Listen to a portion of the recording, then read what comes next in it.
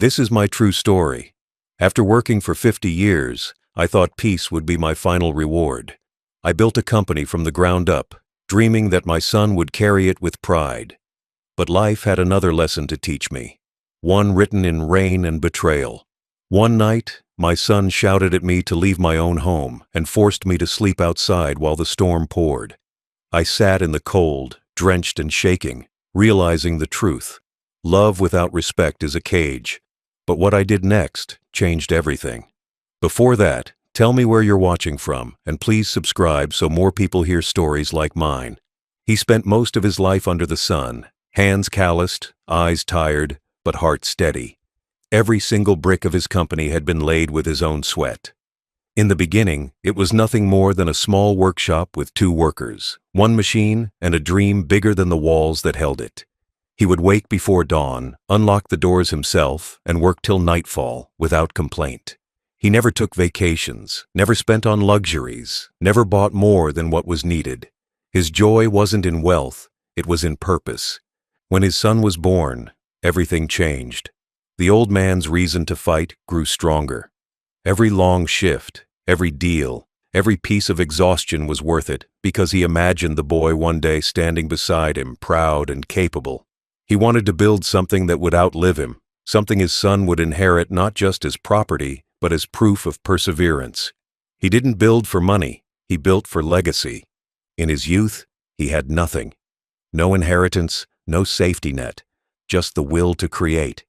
He borrowed tools, learned trades, repaired, failed, rebuilt, and kept going. There were nights he went home with empty pockets but a head full of hope. The next morning, he'd start again. That was how the foundation of his company was born, not with capital, but with endurance. He often said to himself, "If I keep working, I'll keep living." That became his motto. Years passed. The workshop turned into a small business, then into a factory, then into a company with 20 employees. His name meant something now. It carried respect, trust, and reliability. He became the man people called when they needed work done right. But success never changed him.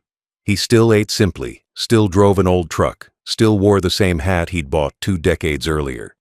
When his son grew old enough, the father began teaching him, not just about profit and loss, but about integrity. He taught him how to greet workers by name, how to pay them before himself, how to be firm but never cruel. He wanted his son to understand that leadership was not about authority, but about accountability. The son was quick to learn, bright, ambitious, and clever. The father saw hope in that ambition and fed it with trust. The old man gave him responsibility early, signing invoices, managing suppliers, even handling small contracts. The boy handled it well, and the father's pride deepened. He often told others that his son would one day make the business 10 times bigger. He believed it without question. When expansion came, the father put the company's future in both their names. 50-50, a gesture of faith. The lawyers drew up the documents, and the son smiled proudly as he signed beside his father. That night, they celebrated over simple food, laughing about how far they had come. For the old man, that signature was not just a legal formality. It was a seal of trust, the moment where his life's work became a shared dream. The company continued to grow. New contracts came in, clients respected the family name, and the son took over more daily operations. The father slowly began to step back, content that his years of labor were finally paying off. He still came by every morning, not as a boss, but as a proud parent, offering advice, making tea for the workers, smiling as he watched his son give orders with confidence. But success has a way of testing hearts. The more the company grew, the more the son changed. He became louder, busier, surrounded by people who praised him for what he hadn't built alone. The father noticed the subtle things first, the tone, the dismissive glances, the way his son now called him old-fashioned. He didn't argue. He had been young once, too, and he understood that pride often came before wisdom. He waited for time to teach what words could not.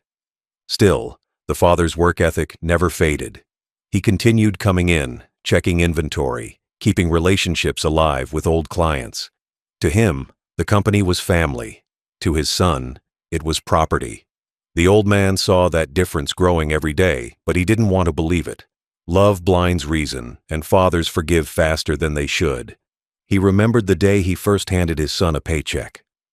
The boy had been 18, standing proud, eyes gleaming with gratitude. He'd hugged his father and said, "I'll make you proud."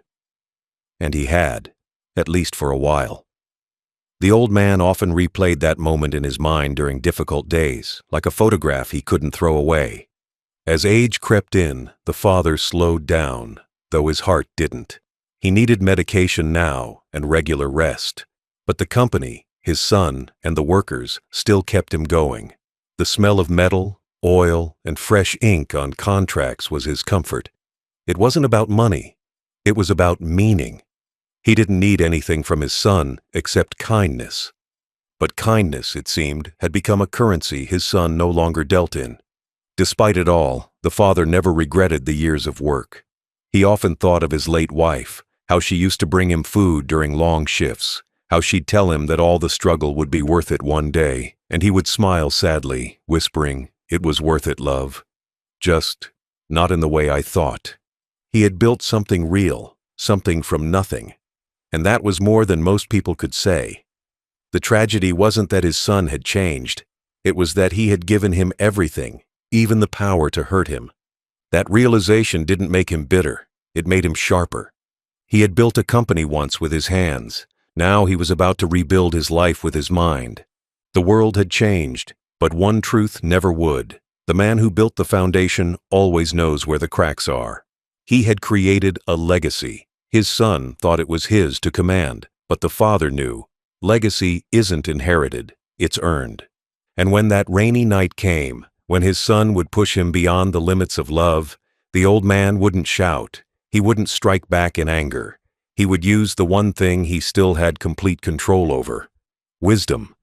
The story of that storm was yet to come, but the roots of it lay here, in a lifetime of quiet work, a heart full of belief, and a trust too pure to suspect betrayal. This was the man who built empires from calloused hands. This was the father who gave everything. And this would be the last lesson he ever had to teach. Change doesn't always arrive like a storm. Sometimes it creeps in quietly, through tone, posture, and glances that linger too long on pride. That's how the father first noticed it. His son had once been gentle, respectful, eager to learn.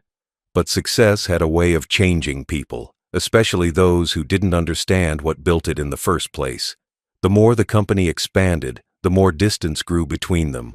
What once was partnership began to feel like a hierarchy where the father, the founder, was treated like an obstacle. At first, the son's arrogance hid beneath polite words. He began taking credit for deals his father had nurtured for years, calling them new strategies. The father smiled, proud to see the business flourish, unaware that pride was feeding a different hunger inside his son. The boy stopped coming home for dinners. When he did, conversations turned into monologues about growth, expansion, and success, always beginning with "I did," and never with "we did." The father brushed it off. He told himself that maybe this was what progress looked like, a generation moving faster, thinking bigger. But what he didn't see was how that speed came at the cost of respect. His son's eyes no longer softened when he looked at him. They were cold now, calculative, the kind that measured people in usefulness instead of love. The staff began to notice too. The old man, once greeted with cheerful smiles, now faced nervous glances. His son had started referring to him as the retired one, even though he was still there every morning before sunrise. Meetings no longer began with his presence. Decisions were made without his input. And when he offered suggestions, they were met with sighs or polite dismissals. "Times have changed, father. Let me handle it." The father's heart broke a little each time, but he never showed it. He had endured tougher storms in life: poverty, loss, loneliness. But this one hurt differently. This was betrayal wrapped in civility. Then came the mockery. The son began making jokes about his father's old-fashioned ideas during staff gatherings. He'd laugh and say, "My father still thinks contracts can be done with handshakes." The room would laugh, and the old man would force a smile. Every chuckle was a cut, every joke a reminder that his son no longer saw him as an equal, not even as a mentor. The father didn't argue. He couldn't. The son controlled the daily operations now. The workers, loyal to whoever signed their paychecks, stayed quiet. The father found solace in small routines, checking the accounts early, walking the premises when no one was around, greeting the janitors who still treated him with respect. They called him Sir when his own son barely called him Father. Arrogance wasn't just in his son's words. It was in the way he carried himself, the way he spoke louder, interrupted more, and bragged about numbers he didn't understand. The company had been built on relationships, trust, and fairness. But the son cared only for speed and profit. He began cutting corners, pressuring employees, manipulating contracts. The father tried to warn him, but was met with irritation and ridicule. "You're too soft," the son said once. "That's why you never made it big." Those words stayed in the old man's head for nights. He lay awake, staring at the ceiling, realizing that the boy who once looked up to him now looked down on him. He couldn't help but wonder where he had gone wrong. Was it in giving too much? In never teaching the value of humility? Or was it in assuming love would be enough to keep respect alive? Days turned into months, and the son's behavior worsened. He began spending company money on luxuries, parties, cars, expensive dinners with people who flattered him. He called them investors, but they were nothing more than opportunists, feeding on his ego. The father saw the signs, the same mistakes he'd seen in others years ago, and tried to step in, but every attempt was met with a wall of pride. "Let me handle it," his son would snap. "Trust me," he would add, without looking up. But trust had limits. The father began quietly documenting everything: accounts, transactions, property shares. Not because he wanted revenge, but because something inside him whispered that this story would not end with peace. At home, things were no different. The son's tone changed even in small talk. He spoke to his father as though he were an employee, not family. He'd roll his eyes, correct him mid-sentence, or ignore him altogether. His wife followed his lead, subtle but cruel in her silence. The father was no longer part of their circle, only a shadow they tolerated out of obligation. The turning point came one evening during a company dinner. The father sat quietly at the end of the long table, surrounded by young faces and loud laughter. The son raised a toast, thanking everyone who made the company great, never mentioning the man who started it all. The old man's name, once the symbol of the company itself, was erased from his son's mouth. When the dinner ended, a few old employees came up and shook his hand quietly. "We remember, sir," one said softly. That was enough to bring tears he didn't show. The arrogance had now turned into something darker: entitlement. His son believed he was invincible, believed that success meant immunity from consequence. The father knew better. He had lived long enough to see how pride always overreaches. But he stayed patient.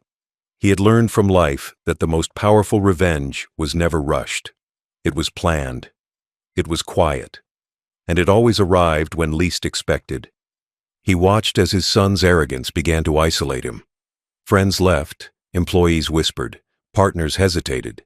But still, he strutted through the halls as if untouchable. The father said nothing. He was building something invisible, a plan made of signatures, documents, and patience.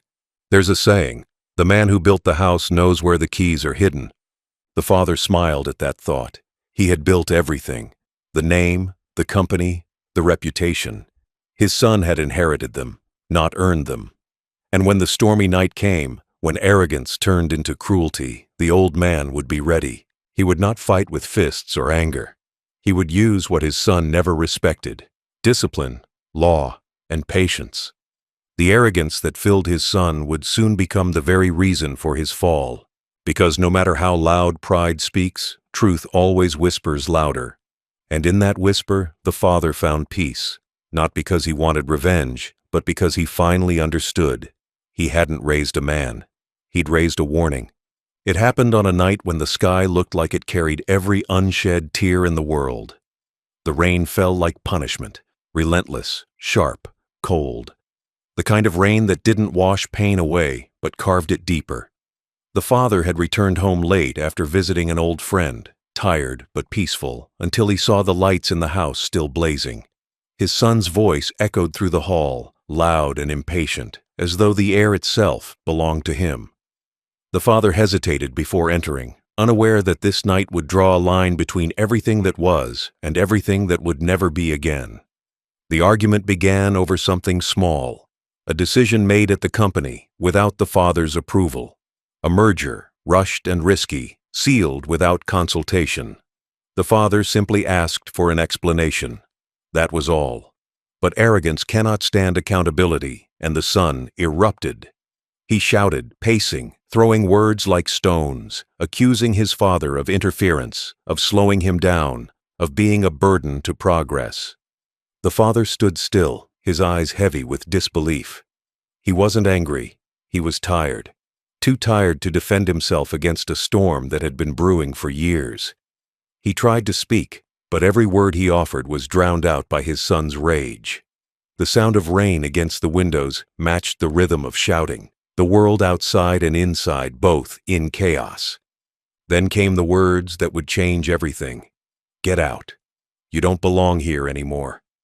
The father froze. His own son, the boy he'd taught to walk, to talk, to dream, stood before him now like a stranger. The man who once called him hero now looked at him as if he were a burden. The silence that followed was heavier than the shouting. For a moment, even the rain seemed to pause. The father didn't argue. He turned toward the door, hoping his son's anger would soften. But then he heard the click, the sound of the lock turning behind him. The door was shut. His own home, built with his own hands, was closed to him. He stepped out into the night, and the rain welcomed him with open arms, cold, cruel, and honest. He didn't have an umbrella, only the thin coat that clung to his back as the storm soaked through. He sat beneath the small porch, hoping the sun might open the door, might realize what he had done.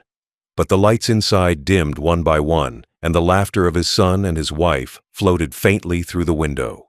He was alone. The ground beneath him turned to mud, his shoes heavy with water, his body shivering uncontrollably. But the real cold came from inside, from the part of his heart that had been waiting for love and received cruelty instead. The rain kept falling, harder now, as if nature itself wanted to wash the illusion of family away. He thought of the nights when that same son had cried as a child, scared of thunderstorms, and he had sat by his bed, telling stories to keep him calm. He thought of the days he carried him on his shoulders, showing him the world, promising he'd always have a home. And now, that home was locked behind him. The clock struck midnight. Still, no one came. The old man closed his eyes, not from exhaustion, but from clarity. The storm outside was nothing compared to the one that had been brewing inside his soul. He had given everything: time, love, money, forgiveness. And this was how it ended. Not with death, but with dismissal. He didn't cry. He had no tears left to give. The rain did it for him. By dawn, the storm had calmed, but his heart hadn't. He stood slowly, every bone aching, his clothes still drenched. He walked to the gate, his steps slow but firm. Each footstep on the wet ground felt like a vow that this humiliation would not be his ending.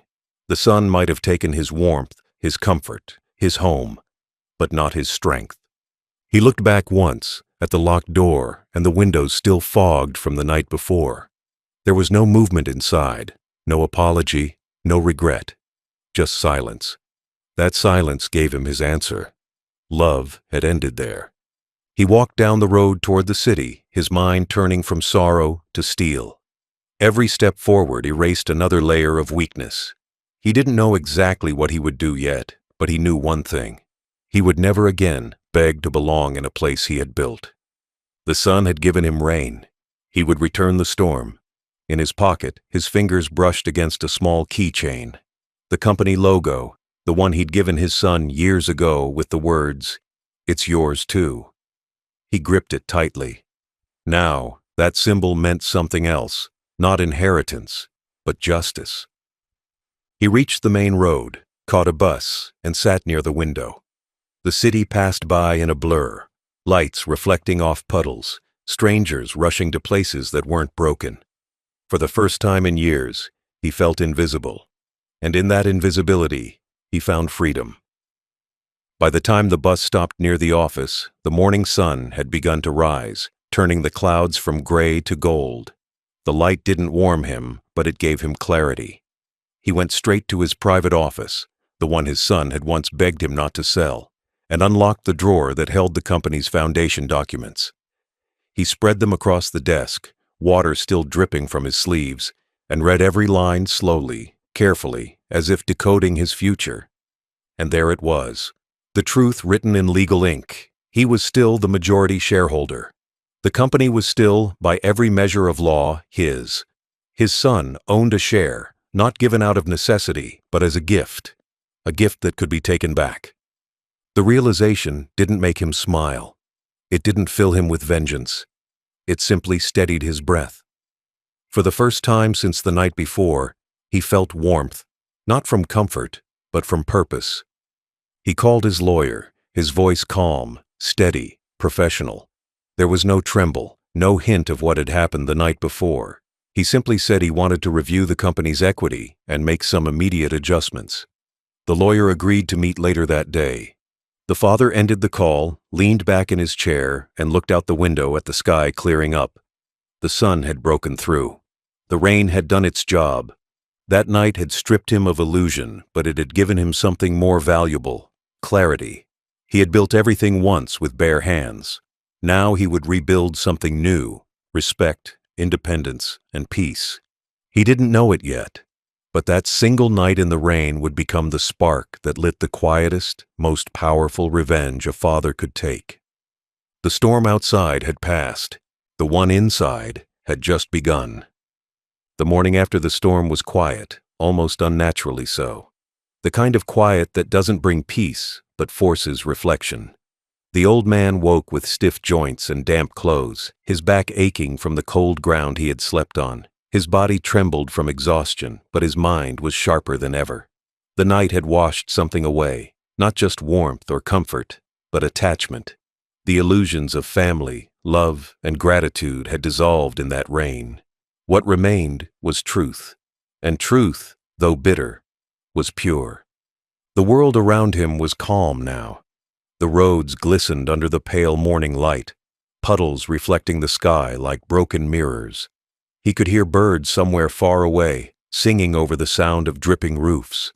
The same world that had felt cruel a few hours ago now seemed indifferent, not caring who had wronged whom, just continuing as always.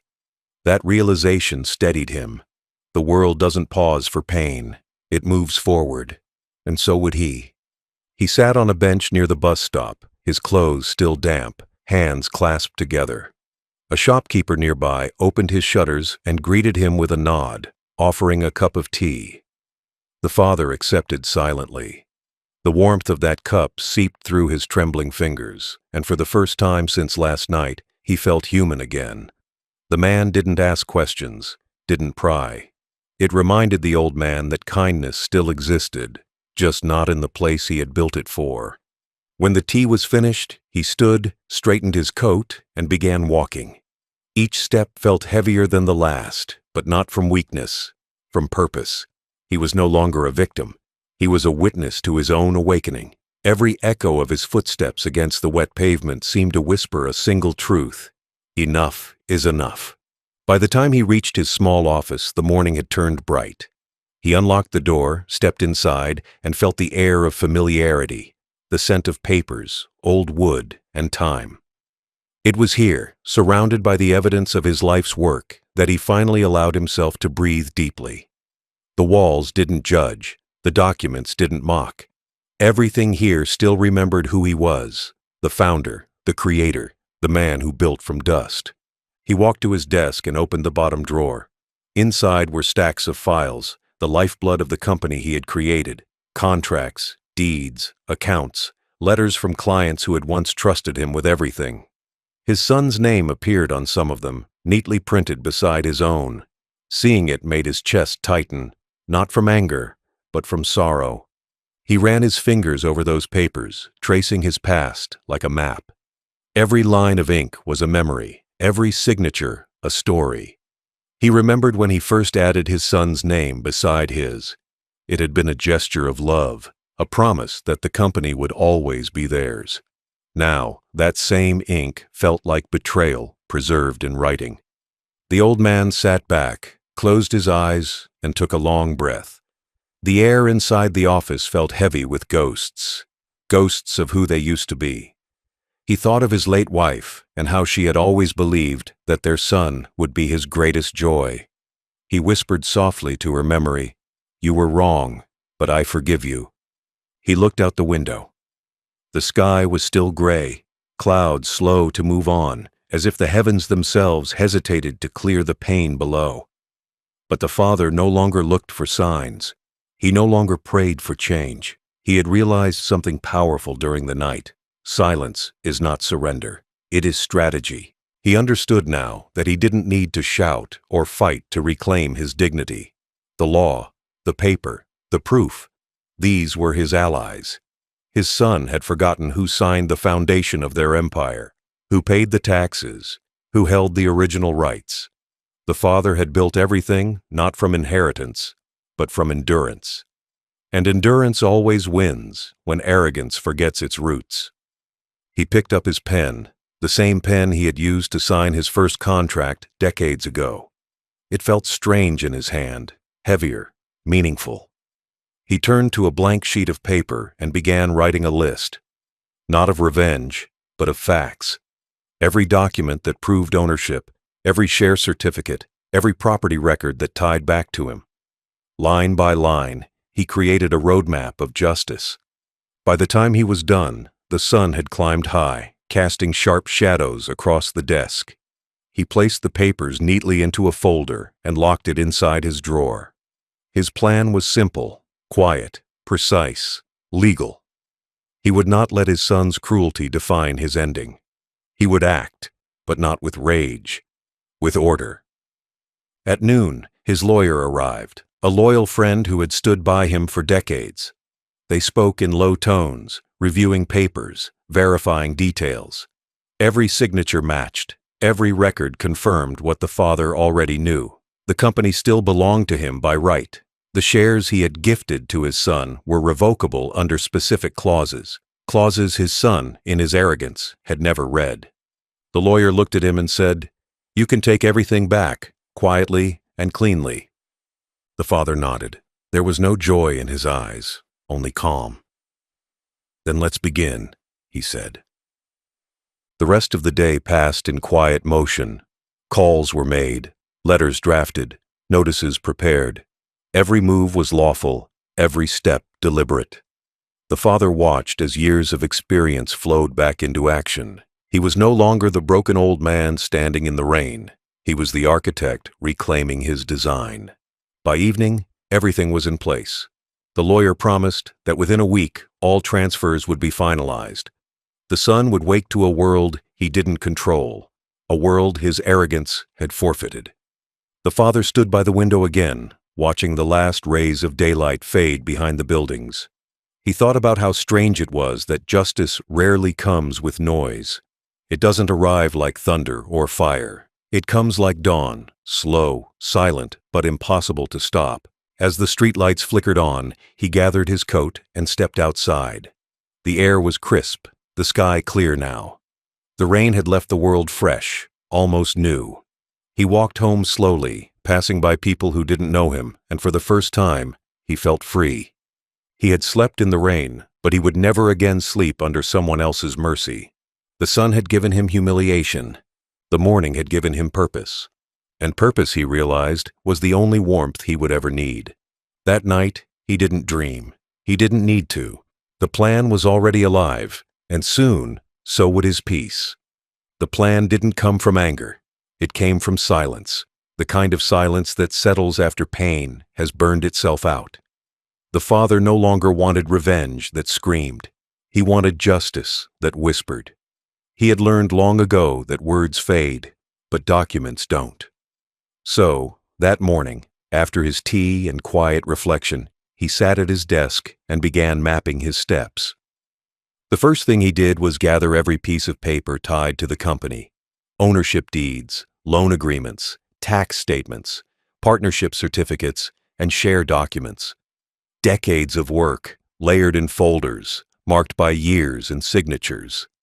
The company had started in his small garage, grown into an office, and finally into a respected brand. Every milestone had his name on it. Every license was renewed under his ID. Every property and bank loan had been approved because of his reputation. His son had joined the business later, after all the hard years had passed. The boy didn't build it. He had merely inherited its comfort. The father opened each file carefully, reading them line by line, tracing the timeline of his own sacrifice. The legal structure was clear. His son owned a share, yes, but that share was a gift, a transfer made out of love, not obligation. And in the world of law, what is given can be taken back when love is broken. He spent the rest of the morning drafting a letter to his lawyer. It was simple, factual, emotionless. He explained that he wished to review the share distribution and ownership transfer agreements.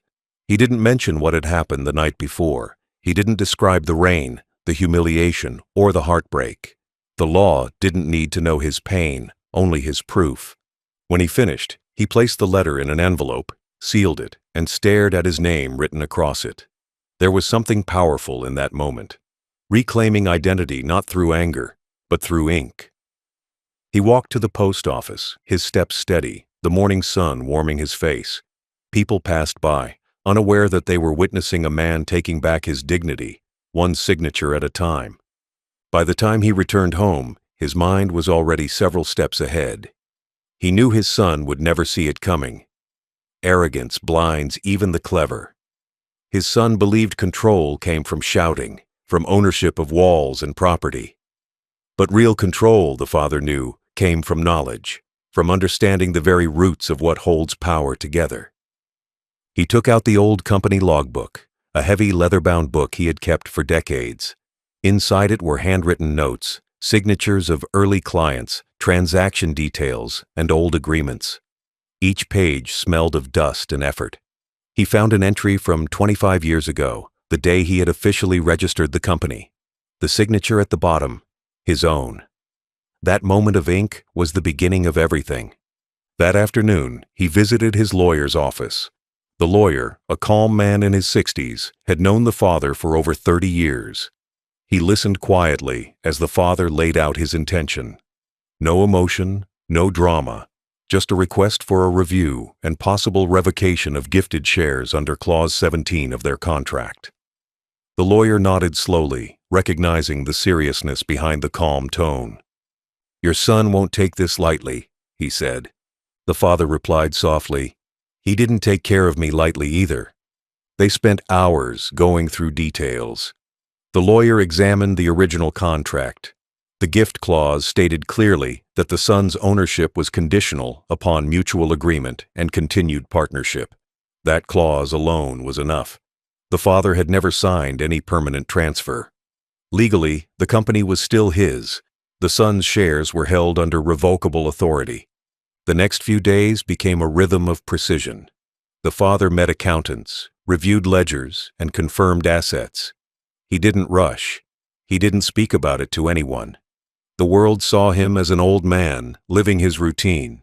But beneath that calm surface, every step was deliberate. He made sure all passwords, bank access, and online authorizations were changed quietly. The son had taken over operations, but the father still held the master credentials. Every file, every system, still linked to his original ID. He contacted the bank, updated the signatory authority, and froze unnecessary transactions. The staff thought it was just a regular audit. The son didn't notice. While his son was busy hosting business dinners and chasing investors, the father was rewriting the structure of ownership from the shadows. He spoke little, smiled when spoken to, and waited. He had learned patience the hard way, through decades of struggle, hunger, and heartbreak. Waiting was second nature to him. By the end of the week, all paperwork was ready. The lawyer had drafted a clean, legal sale of the son's shares under breach of partnership trust. It was watertight. Every word checked, every detail verified. The buyer was an old friend, a retired partner who respected the father deeply. The man agreed to purchase the son's stake immediately, promising discretion and integrity. That night, the father sat by his window, looking out at the sky. The rain had returned, not harsh this time, but soft, almost forgiving. He thought of how poetic it was that nature always balanced itself. Storms never lasted forever. Even the darkest night eventually surrendered to dawn. He closed his eyes and whispered to himself, "You took away my shelter, but not my strength." The next morning, the documents were signed. The sale went through quietly. No headlines, no drama, just ink, stamps, and legal silence. By the time his son arrived at the office, the world had already changed. He just didn't know it yet. The father walked through the corridors of the company one last time. Employees greeted him politely, unaware of the storm that had already passed over their heads. He smiled faintly, touching the walls as he walked. The same walls he had painted years ago, the same ones that had seen both his pride and his humiliation. He stopped outside his son's office door for a brief moment. The laughter inside reminded him of arrogance, carefree, confident, undeserved. He didn't enter. He didn't need to. He simply turned away. His plan was complete. He didn't need to destroy anything. The papers would do it for him. And when the son finally discovered what had happened, when he found out that his shares were gone, his authority revoked, and his access denied, the father wouldn't be there to watch. He didn't need to see the fall. He had already risen. That night, the father returned to his small home, lit a candle, and sat quietly with his cup of tea. He wasn't smiling. He wasn't vengeful. He was simply free. For years, he had thought love was enough to keep a bond alive. But love without respect is like a house without walls. It falls the moment the wind changes. Now, he had built something stronger. Not revenge, but closure. Not bitterness, but balance. The son had forced him to sleep in the rain, but the father had learned to dance in the storm. And when the storm ended, only one of them was left standing in the sun. The morning of execution was clear and calm, a strange contrast to what was about to unfold. The father woke early, as he always did, but this time not from habit, from purpose. The air felt lighter, the silence sharper. It was the day the years of quiet sacrifice would finally speak for him. He dressed simply, a plain white shirt and his old gray coat, the same one he wore the day he founded the company decades ago. It was a reminder of who he truly was, a builder, not a beggar. His son had taken the name of the business, but not the soul of it. That soul had always been his. He left his home early, carrying a single briefcase. Inside were papers, signed, sealed, and stamped. The final version of the share transfer documents. His lawyer had done his part perfectly. Everything was legal, every word airtight. His son's share, which had been a symbol of love once, was now a silent weapon, reclaimed, repurposed, and ready to strike. When he arrived at the lawyer's office, the man greeted him with quiet respect. No words were needed. They reviewed the papers one last time, ensuring there were no loopholes. Every signature matched, every clause aligned. At the bottom of the final page, the father placed his initials slowly, deliberately, as if marking an ending to a long, painful book. The lawyer handed him the duplicate copy, the legal confirmation of transfer. "It's done," he said softly. The father nodded once. There was no smile, just calm, steady acceptance. He left the office and took a slow walk to the company building. The city was busy, cars honking, people rushing, life moving as if nothing monumental was happening. And yet, in that simple walk, history was turning over quietly. The man who had once been humiliated and cast out was now walking back, not as a victim, but as the rightful owner. The company stood tall, glass walls shining under the sun, a monument to his hard work. He stopped at the entrance and looked up. Once, that building had been a dream. Now, it was a lesson that nothing built on arrogance lasts forever. He entered the lobby. The security guard, recognizing him, stood up immediately. "Good morning, sir," he said with genuine warmth. Respect still existed in the small places, he thought. It just no longer lived upstairs. He took the elevator to the top floor, his son's floor. As the doors opened, he heard the faint hum of conversation, the buzz of phones, and laughter from the conference room. The same laugh he had heard through closed doors the night he was locked outside in the rain. This time, the storm would come from him. He walked calmly to the boardroom. His presence drew a few glances, but no one dared question him. He had once been the foundation of this place, and the walls still remembered. Inside, his son sat at the head of the long mahogany table, surrounded by junior managers. He looked powerful, confident, untouchable, until he saw his father. For a brief second, his smile faltered. Then, pretending composure, he leaned back, smirking. "Here for a visit?" his eyes seemed to say. The father didn't respond. He placed his briefcase on the table, opened it, and pulled out the documents. His voice, when he spoke, was quiet, the kind of quiet that silences a room. "As of this morning," he said, "ownership of the company has changed." The words hung in the air like thunder waiting to strike. His son laughed nervously, thinking it a bluff. But when the father slid the papers across the table, the laughter died. One of the managers reached for the documents, scanning the legal stamps, the dates, the signatures. The color drained from the son's face. The lawyer had already notified the registrar's office. The bank accounts were frozen. The ownership had officially reverted. His son's share, his pride, was gone. The company was once again under the name of the man he'd thrown into the rain. The silence in the room was heavy. The staff exchanged uneasy glances. The son's voice broke the stillness, not strong, not commanding, but trembling. He tried to argue, to claim it was impossible, but the paperwork was clear. Every clause, every page, every legal seal stood against him. The father didn't raise his voice. He didn't explain. He didn't justify. He simply said, "You took shelter from me. I've taken the roof you built under mine." The managers understood. The truth spread like quiet fire across the table.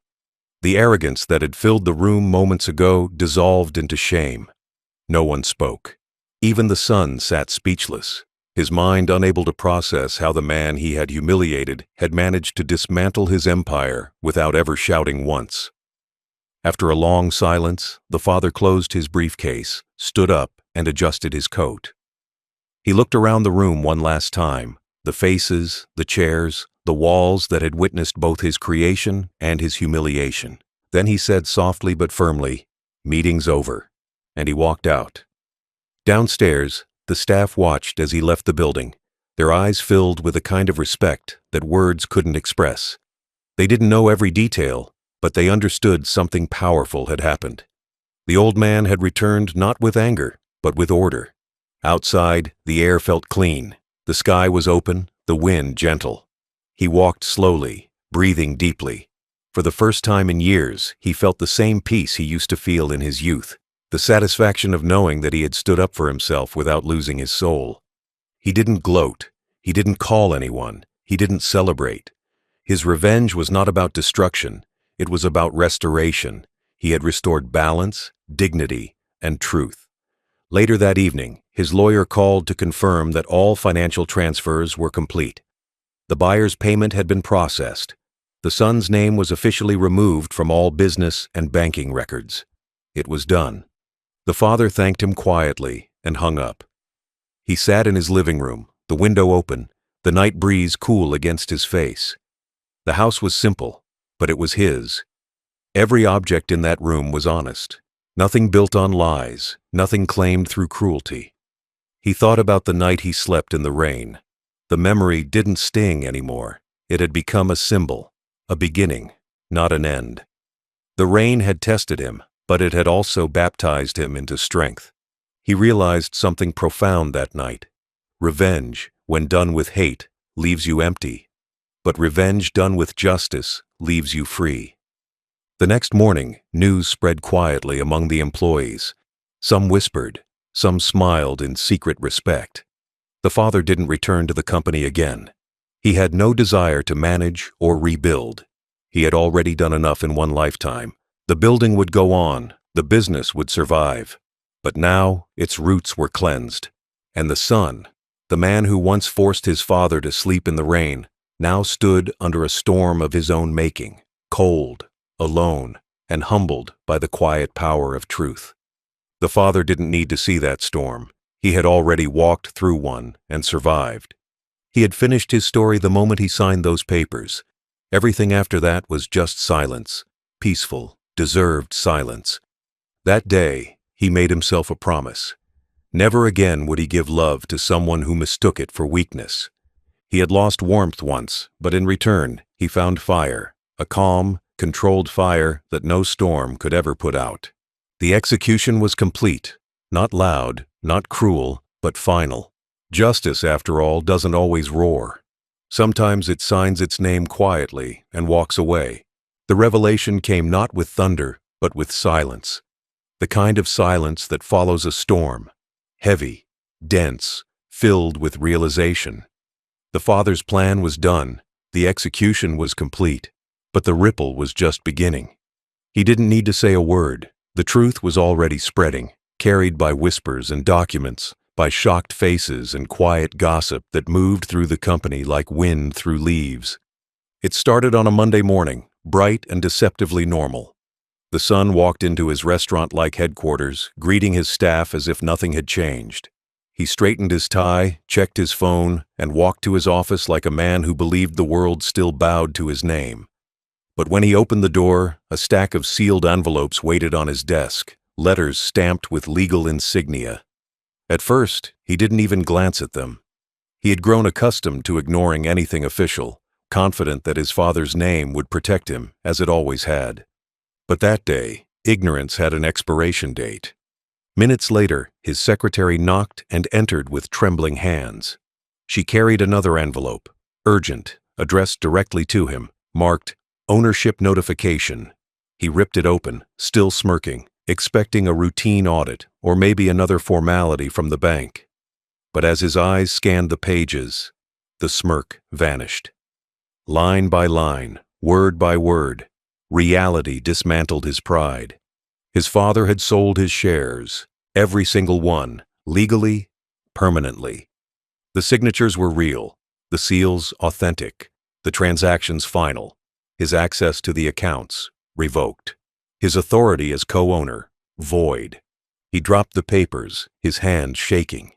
For years, he had thought of his father as weak, sentimental, incapable of standing up to him. The old man who built the empire had become invisible in his eyes, just a shadow living in the background. And yet, that same shadow had just turned his entire kingdom upside down, without a fight, without a sound, without even needing to be present. The panic began to grow. He called his lawyer. No answer. He called his bank manager. The response was cold. Your authorization has been suspended pending ownership verification. The words hit him harder than the storm that had soaked his father weeks earlier. He stormed out of his office, shouting for explanations, his voice echoing through the hallways. Employees stepped aside, some looking away, others pretending to be busy. They already knew. The emails had circulated internally that morning. The official statement had been released.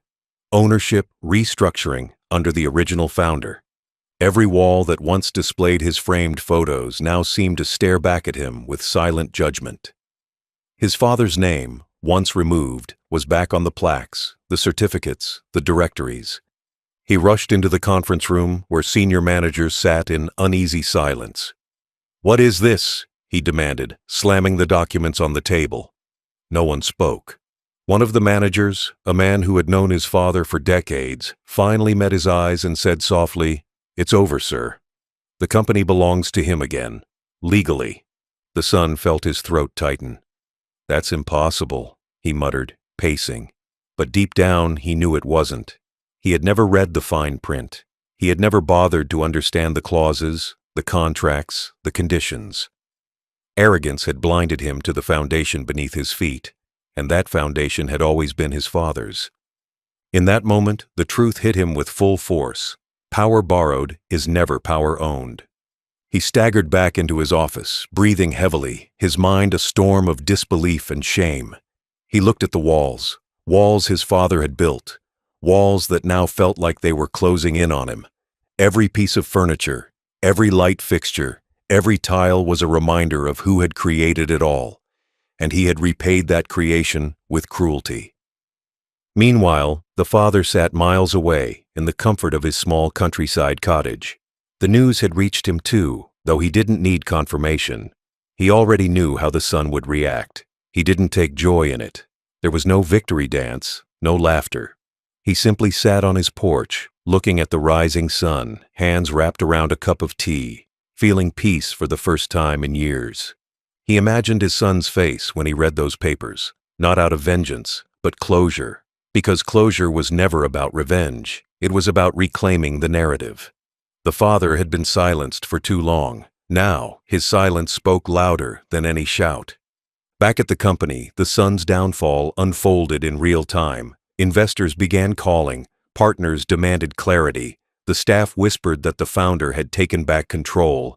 Some smiled quietly, remembering how the father always treated them with fairness, how he never raised his voice, how he always paid them on time. They respected the justice in the balance that had returned. The son, cornered and desperate, called his father over and over again.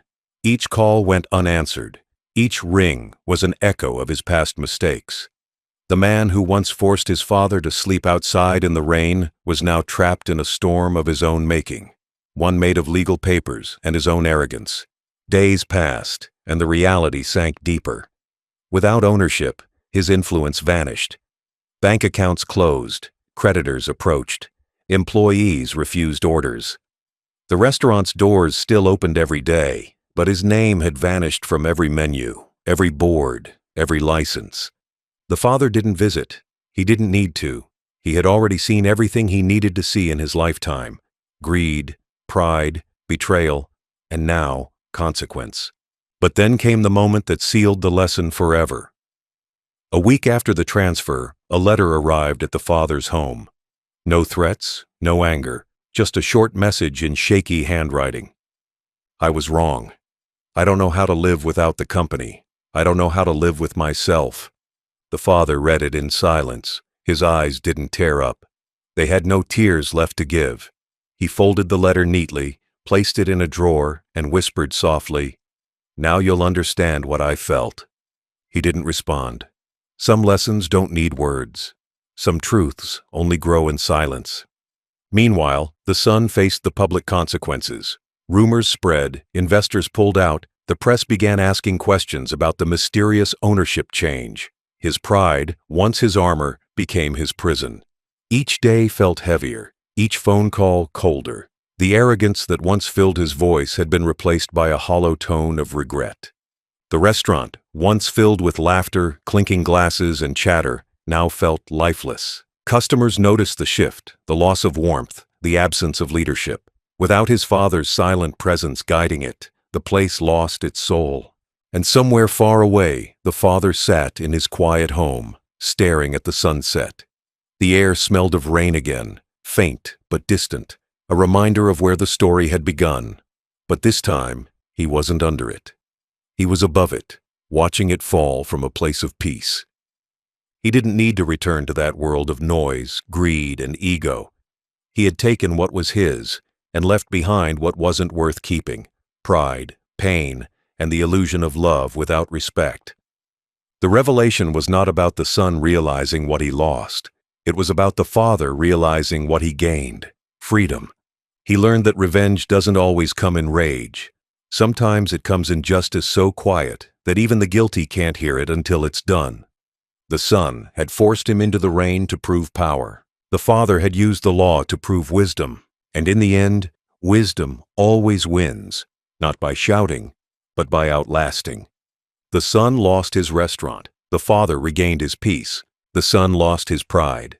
The father regained his dignity. And the world, as always, moved on, indifferent yet fair. The revelation wasn't just for the son, it was for the father too. A reminder that mercy and patience, when used wisely, are the sharpest forms of justice. Fallout doesn't happen in a single moment. It spreads quietly, like smoke after fire. When the dust settled, the company stood unchanged from the outside, but the people within it felt the tremor of truth. The son's downfall was not dramatic. It was silent, humiliating, and absolute. The morning after the revelation, employees walked through the corridors with hushed voices. The father's name, restored on every legal document, whispered through every conversation.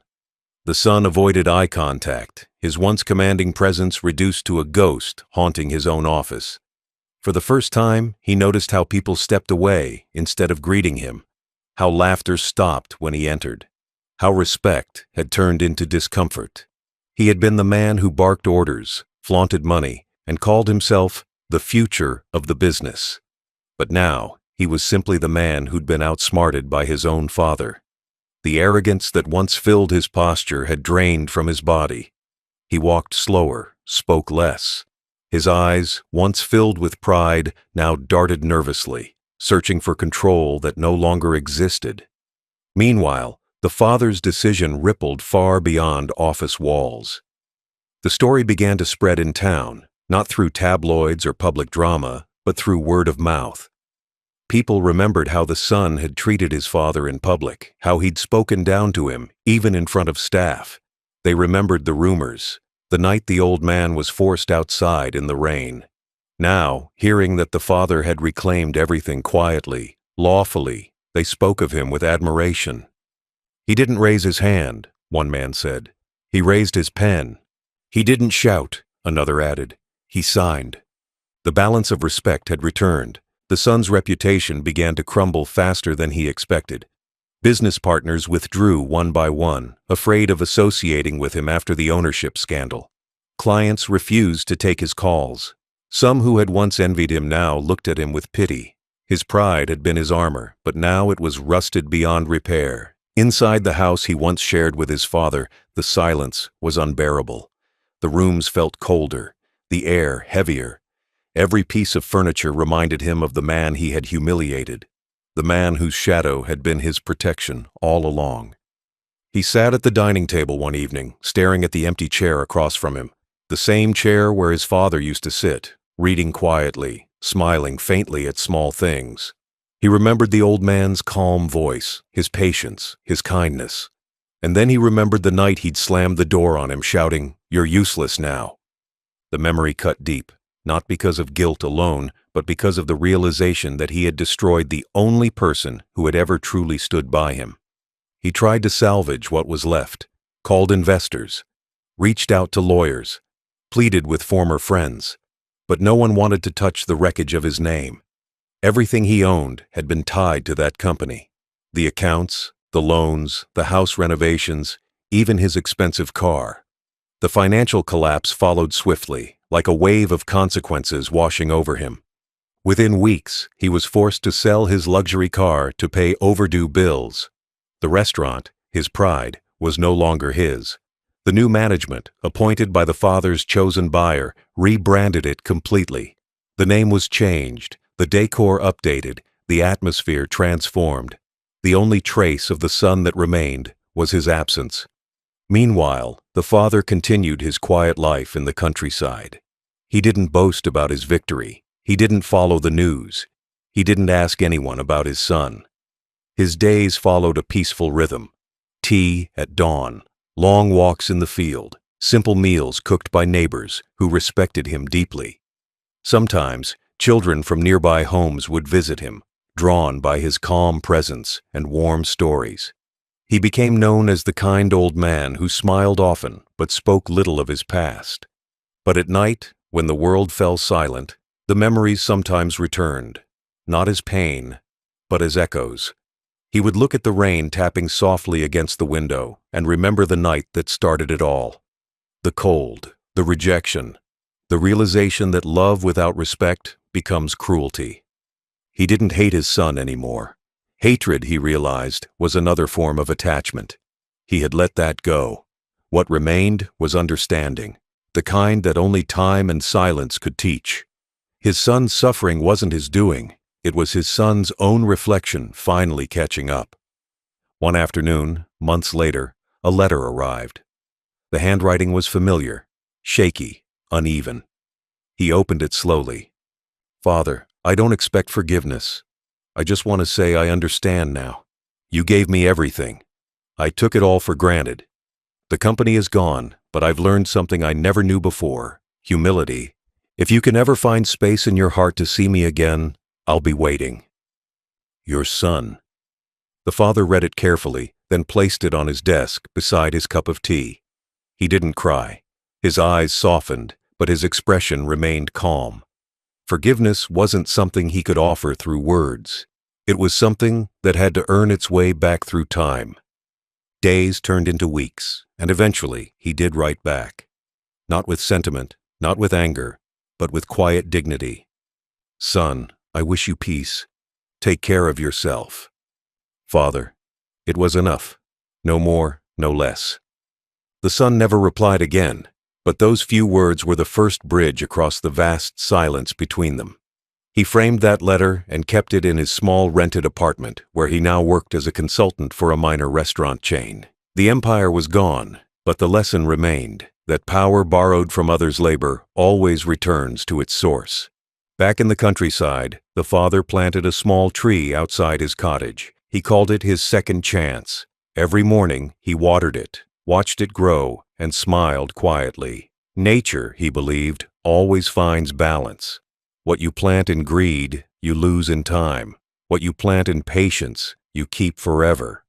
He often walked to the nearby market, carrying a small basket of vegetables or fresh bread. The shopkeepers greeted him warmly, unaware that the old man buying flour and milk once owned a company that fed hundreds. He preferred it that way. Anonymity was freedom. In the end, the fallout wasn't about loss. It was about balance being restored. The son learned humility through consequence. The father regained his dignity through silence. The company, the money, the reputation, all of it was temporary. What lasted was the lesson. Respect must be earned every day, not inherited. Sometimes, late at night, he would step outside and look at the stars. The same stars that had watched him sleep under the rain months before. Only now, they didn't seem cold. They seemed brighter, as if the universe itself approved of how the story ended, quietly, justly, and completely.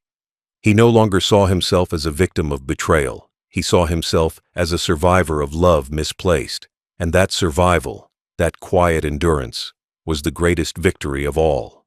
The world moved on, as it always does. The son rebuilt a modest life.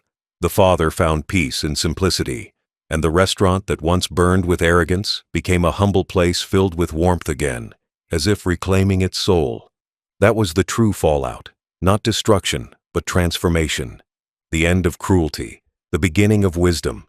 The new life didn't arrive all at once. It came quietly, like dawn spreading across an old field, slow, patient, and beautiful. The father had walked away from the noise, from the endless hum of business calls, and from the heavy air of disappointment. What he entered instead was peace, not the kind sold in books or meditation halls, but the kind earned after losing everything except dignity. He found a small cottage in the countryside, just a modest one-story home surrounded by trees and open air.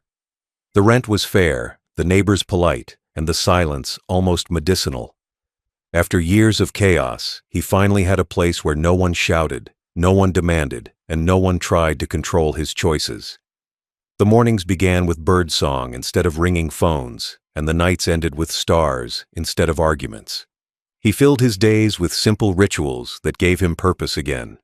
Every sunrise, he brewed his tea on a small wooden stove, the steam rising softly as sunlight touched the window.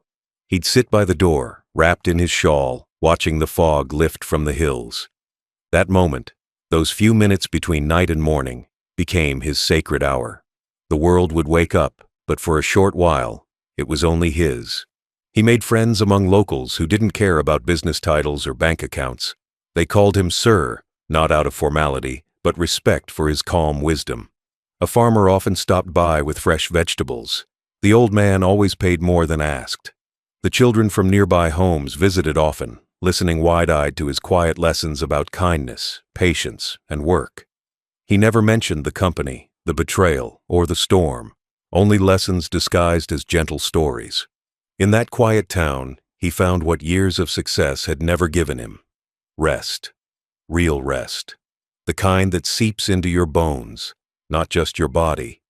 He learned to take slow walks after breakfast, sometimes along the riverside, other times through empty paths shaded by trees. The sound of flowing water became his favorite companion.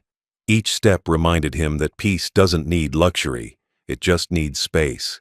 He had always eaten in haste during his business years. Now, every meal was deliberate.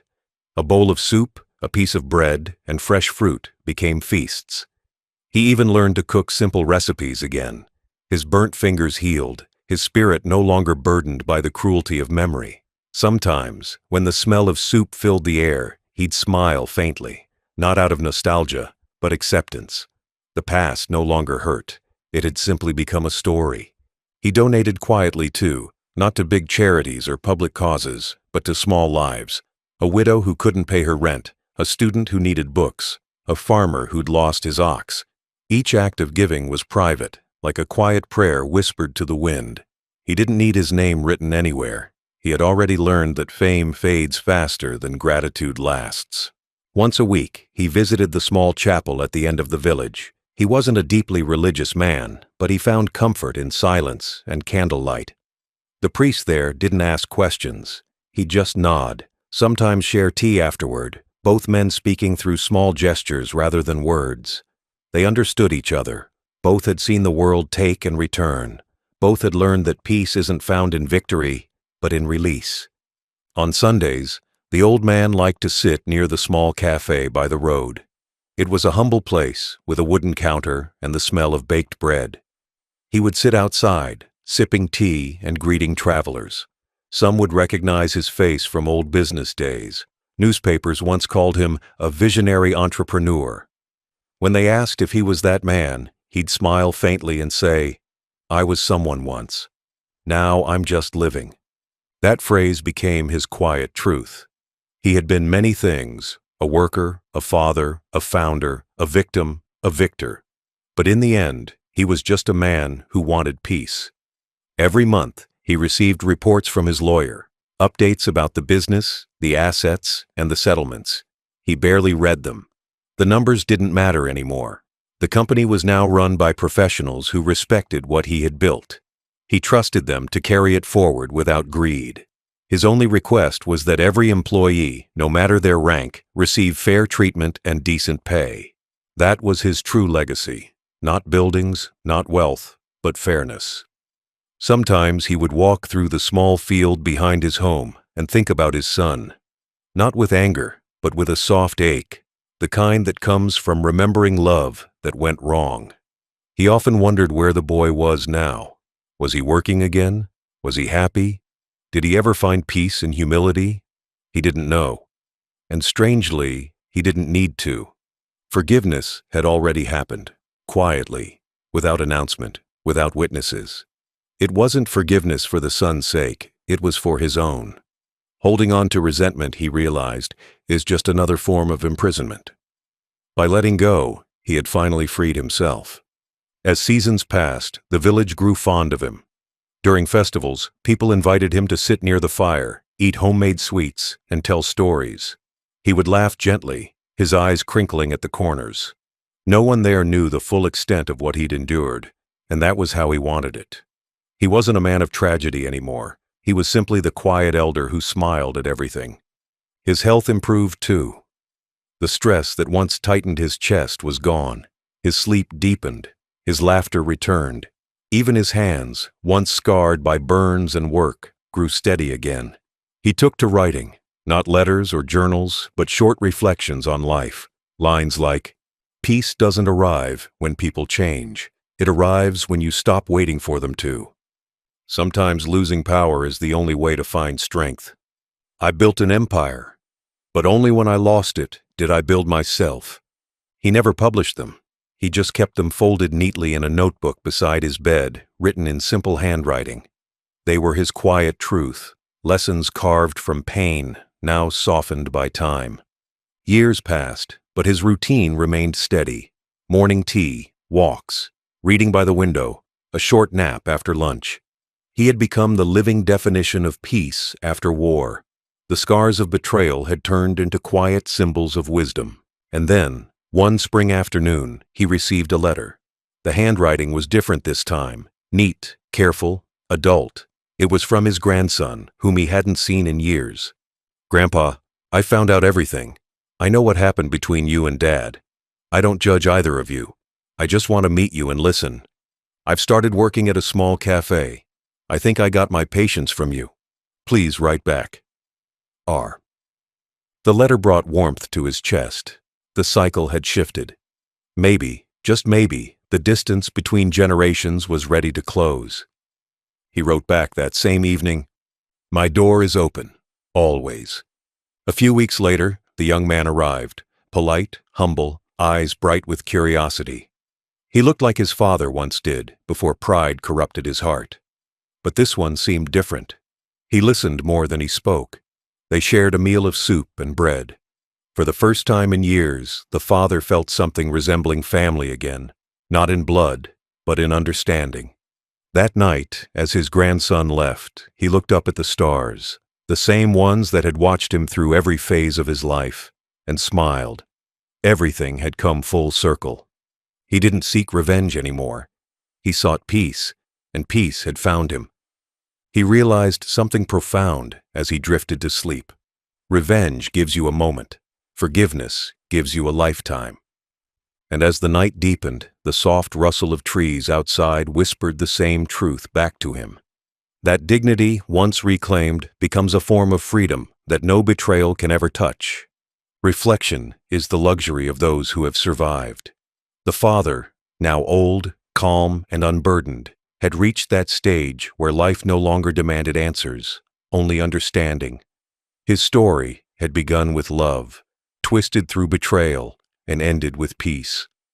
What remained now was the quiet space between those things, the part most people never reach because they're too busy fighting to feel it.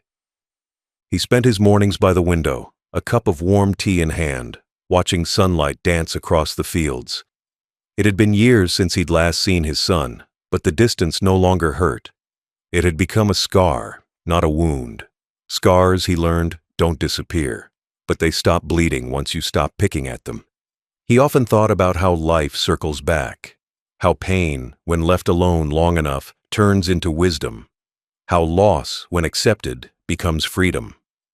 He had started as a man who wanted control over his business, his family, his destiny. But now he understood that peace wasn't found in control. It was found in letting go. His story was not about revenge. It was about balance.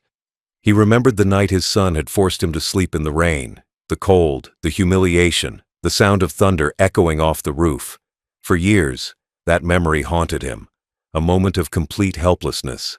But now, when he remembered it, he didn't feel anger. He felt gratitude. That night had stripped him of pride, yes, but it had also stripped him of illusion. It taught him who people become when kindness is mistaken for weakness, and it taught him who he became when silence was turned into power. There was something sacred about realizing you've already survived your worst day. After that, nothing else can break you. He no longer spoke much about the company or the wealth he once had. Those things, he realized, were just tools, temporary, fragile, always borrowed. What mattered was how you used them when you had them, and how gracefully you let them go when they were gone. The papers, the signatures, the money, all of it was noise. The real transaction was in the soul. When villagers came to visit him now, they didn't come for stories about success. They came for the way he listened, the way he paused before speaking, as if every word had weight. He became something of a quiet teacher, though he never called himself one. People brought their troubles to him. Sons fighting with fathers, business partners arguing over fairness, neighbors feuding over land. He'd listen, sip his tea, and offer a single line that always fit. You don't lose people when they leave. You lose them when they stop respecting your peace. That became his truth. He saw reflections of his younger self in those arguments. Men too proud to bend, too afraid to forgive, too eager to win. He wanted to tell them that winning isn't always victory, that revenge doesn't always taste sweet. But he'd learned that people only hear lessons after life has made them ready. So he waited, just as life had waited for him. Sometimes, when the wind was still, he'd take out his old notebook, the one filled with quiet reflections written in shaky handwriting.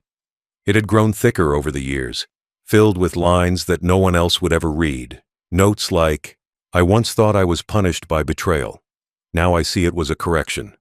Silence is not weakness. It's wisdom waiting for the right time. When they take what's yours, let them. If it was built on disrespect, you're better without it."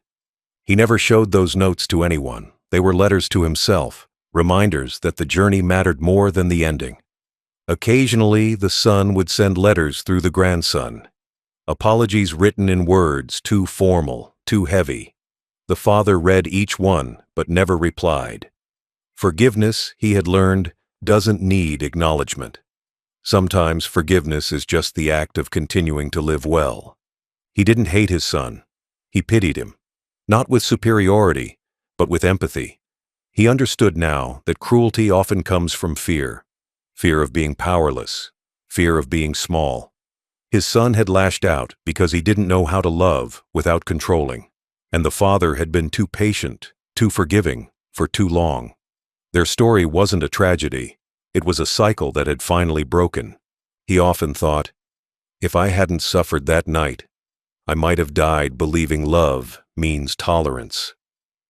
Now he knew better. There is a fine line between patience and self-betrayal. He crossed it once and vowed never again. Each day he found new ways to live simply. A warm meal, a walk under the sun, a shared smile with a stranger. To many, it might seem small, but to him, it was everything he once missed. He had learned to measure life not in possessions, but in peace per day. When it rained now, he didn't hide. He stepped outside, let the drops fall gently on his skin. The same rain that once brought him pain now felt like a friend. It reminded him of his endurance, of the night he slept under it and the morning he rose stronger. Every drop felt like forgiveness, falling not from others, but from life itself. Sometimes his grandson visited again, bringing stories of the world outside. Busy cities, loud markets, endless ambitions. The boy would ask him, "Grandpa, don't you ever miss it? The company, the power, the name?" He would smile faintly, eyes soft. "I don't miss it," he'd say. "It missed me." The grandson would laugh, not fully understanding yet. But one day, he would. In his final reflections, the old man realized something profound. Revenge ends stories, but wisdom begins them. All those years of pain had simply been preparation. Life's way of refining him, turning steel into stillness. He no longer needed to prove anyone wrong. His existence, his peace, his quiet life, that was proof enough. He began giving away what he had left. Books to the village school, money to a local clinic, tools to farmers. He wanted nothing to follow him when he left this world except kindness. Every act of giving felt like removing one more layer of pain from his soul. And in the end, that was his greatest revenge. Not the sale of a company, not the wealth regained, not the silence that defeated arrogance. It was peace. Peace that stayed. Peace that couldn't be stolen. Peace that outlived anger. He once wrote in his notebook, "The cruel taught me pain. The pain taught me patience. Patience taught me peace. And peace taught me that I had already won." That was the final line. After that, he closed the notebook and never wrote again. As the years passed, the world forgot his name. The company changed hands again and again until his story became just a whisper, an old legend about a man who lost everything and found something greater. He was fine with that. He never wanted to be remembered as powerful. He wanted to be remembered as peaceful. When he passed away one quiet evening, the rain began to fall softly outside, not harshly, not angrily, just gently, like a farewell. On his bedside table, beside the old notebook, lay a note written in his final days. "He forced me to sleep in the rain." but I learned to find comfort in storms. I didn't teach him a lesson. Life did. And in the end, peace was my inheritance. The grandson found it and read it aloud at the small memorial held in the village chapel. There were no crowds, no cameras, no speeches, just a handful of people who had shared his quiet world. They lit candles, shared bread, and told stories about the old man who smiled more than he spoke. And as the light flickered across the wooden floor, the grandson understood what his grandfather had meant all along, that the real victory in life isn't about winning over others. It's about not letting bitterness win inside you. The father had lived through betrayal, endured humiliation, and faced cruelty from his own blood. But he died with peace in his heart. And that, he realized in his final breath, was the most extraordinary revenge of all.